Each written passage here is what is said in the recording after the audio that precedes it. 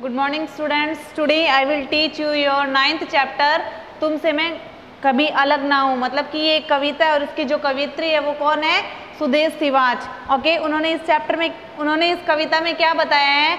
इस कविता के माध्यम से कवित्री ने क्या किया है? परमात्मा से मन की शांति प्रदान करने की प्रार्थना की है और कवित्री ने परमात्मा से अपने विचलित मन में प्रेम की भावना जगाकर प्रेम से पूर्ण बनाने का अनुरोध किया है। उन्होंने परमात्मा के प्रेम से कभी भी विलग न होने की कामना की है। मतलब कि वो जो कवित्री होती है वो परमात्मा से क्या प्रार्थना करती है कि मेरे मन में बहुत सारी लालसाएं वगैरह आ चुकी हैं, आप उन सबको दूर कर दो और मतलब कि मेरा मन इधर उधर भटक चुका है तो आप उसमें शांति प्रदान करो और मेरा जो आपसे प्रेम है उससे आप मुझे कभी भी अलग मत करो। सो लेट्स स्टार्ट, देखते हैं उन्होंने किस तरीके से भगवान से प्रार्थना की है। हे प्रभु, मेरे अशांत मन को शांति प्रदान करो, प्रतिदिन की लालसाओं से मुझे बचाओ, विचलित मन में जला प्रेम की बाती मुझे अपने मिलने के योग्य बनाओ। मतलब कि वो क्या कहती है कि हे प्रभु, मेरे अशांत मन को शांति प्रदान कर दो, यानी कि मेरा मन है वो कभी भी शांत नहीं रहता है, इधर उधर हमेशा भटकता रहता है और मेरे मन में अलग अलग तरीके की जो लालसाएं होती है, जो इच्छाएं होती हैं वो जागृत होती रहती है। हर रोज मेरे मन में अलग अलग इच्छाएं पैदा हो जाती हैं, तो मेरा मन जो है वो इधर उधर भटक रहा है, तो आप मेरे मन को शांति प्रदान करो। जो हर रोज मेरे मन में जो लालसाएं पैदा हो रही है आप उस पर रोक लगाओ। विचलित मन में जला प्रेम की बाती मुझे अपने मिलने के योग्य बनाओ। मतलब कि मेरा मन है वो बहुत ही ज़्यादा व्याकुल हो चुका है, तो मेरे जो व्याकुल मन में आप क्या करो, प्रेम की ज्योति जगाओ और मुझे इस तरीके का बना दो ताकि मैं आपसे मिलने के योग्य हो जाऊं। ओके, सेकंड पैराग्राफ देखो।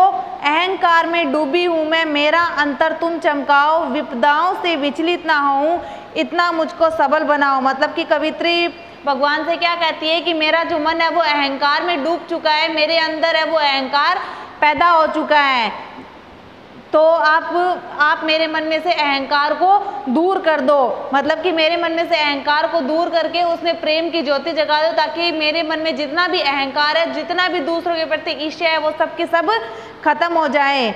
विपदाओं से विचलित ना हूँ, इतना मुझको सबल बनाओ। मतलब कि मेरे मन में आप इस तरीके की ज्योति जगाओ कि मेरे सामने चाहे कितनी भी समस्याएं पैदा हो जाए, कितनी भी मुश्किलें आकर खड़ी हो जाए, मैं उनसे कभी भी ना घबराऊं और उनसे एकदम डटकर सामना करूं।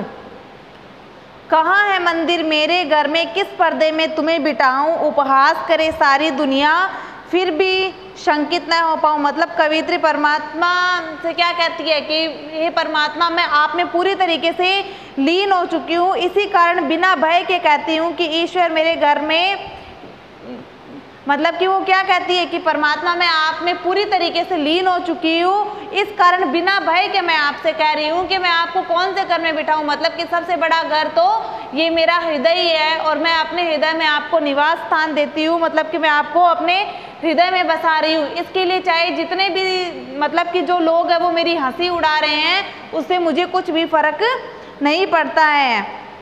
मतलब कि कितनी भी मतलब मैं चिंतित हो जाऊं, मुझे इन सब चीज़ों से कोई भी फर्क नहीं पड़ने वाला। कोई मेरे बारे में कुछ भी कहे, मुझे इस चीज़ों से भी फर्क नहीं पड़ने वाला। बस मैं आपके प्रेम में पूरी तरीके से डूब चुकी हूँ और आपको अपने अंतर्मन में मैंने आपको अंतर्मन में बसा लिया है। समस्त भुवन में व्याप्त हो फिर भी मैं तुमको पहचान न पाई, नित्य नए रूपों में आकर मुग्ध मुहे नमनों में आकर मेरे अंतर में बस जाओ। मतलब कि समस्त भुवन में व्याप्त हो फिर भी मैं तुमको पहचान नहीं पाई। मतलब कि आप समस्त संसार में व्याप्त हो लेकिन फिर भी मैं आपको पहचान नहीं पाई। नित्य नए रूपों में आकर और मतलब कि रोज नए नए रूपों में आकर और मेरे नैनों में आप इस तरीके से बस जाओ कि मुझे आपके सिवा और कुछ भी नजर न आए।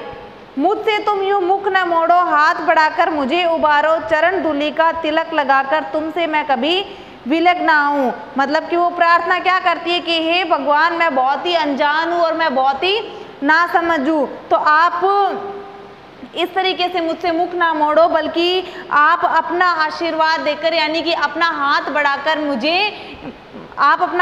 बढ़ाकर मेरा उद्धार करो। मेरी बस इतनी ही प्रार्थना है कि आप में हाथ बढ़ाकर और मुझे आशीर्वाद दो और मुझे इस संसार के भव सागर से पार लगा दो। और मेरी सिर्फ इतनी इच्छा है कि मैं आपके चरण का टीका लगाकर आपके चरण का टीका लगाऊं और आपसे कभी भी अलग ना हो पाऊं, यानी कि आपके प्रेम से, आपके दया दृष्टि से कभी भी मैं अलग ना हो पाऊं। Is that clear? So your chapter is complete. Note down your homework.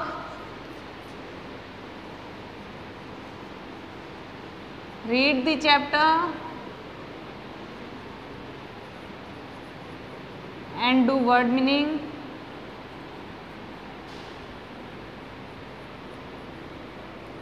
In your notebook. Okay, thank you.